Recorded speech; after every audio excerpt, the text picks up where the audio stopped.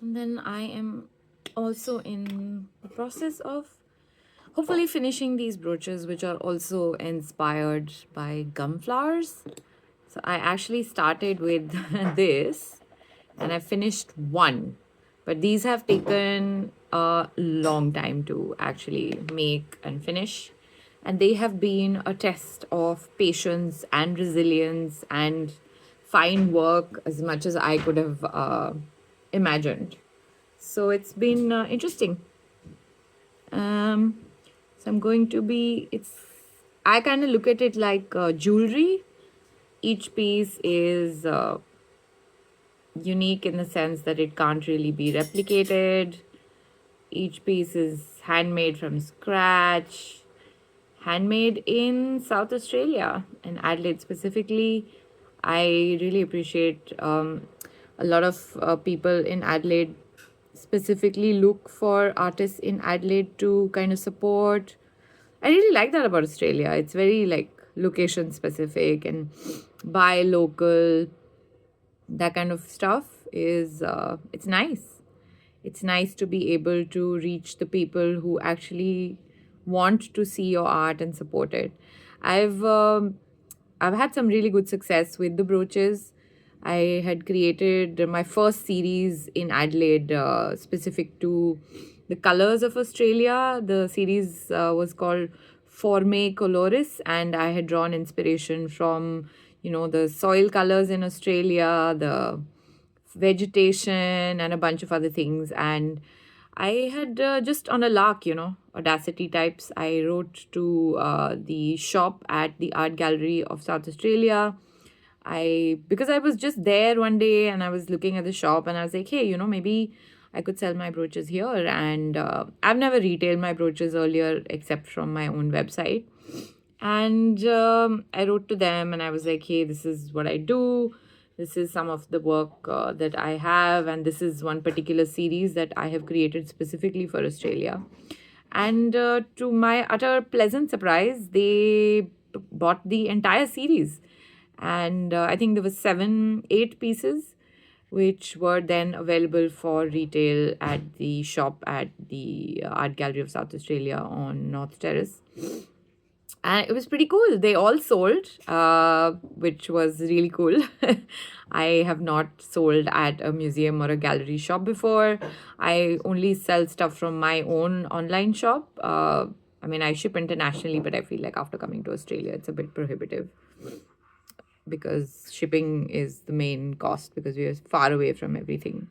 But I know of several artists in Australia who have had a lot of success selling to collectors and being represented by galleries all over the world. There are 2 galleries in India that represent my work, specifically my Tondo paintings, circular canvas paintings.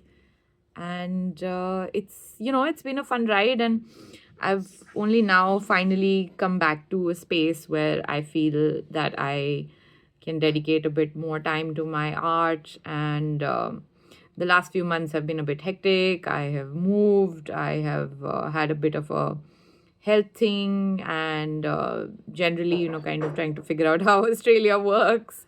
I've been here for about 2 years almost now. And I don't know, can you see it coming along? I think it looks nice.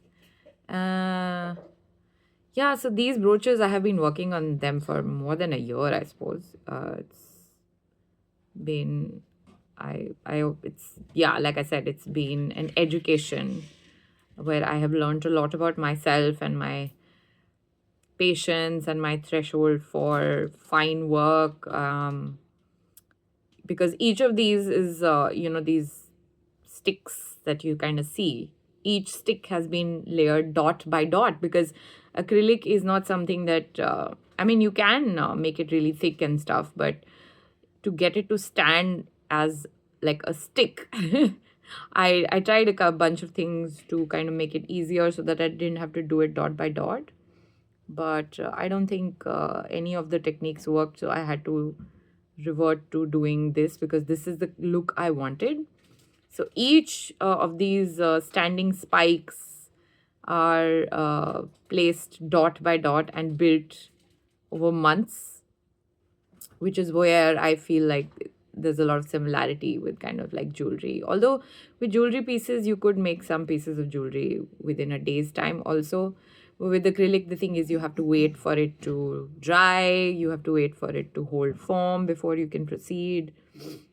And those are some of the characteristics of the material which I thoroughly enjoy. It's my preferred choice of material. I have worked with silver as well, the metal silver. And I have some ideas for brooches using silver, perhaps copper. Let's see when I get around to doing those, because it is not something that I have worked with before. I will learn how to use those metals. I'll have to practice a bit, experiment a bit, because in my head I always have these ideas of what I want the form to look like.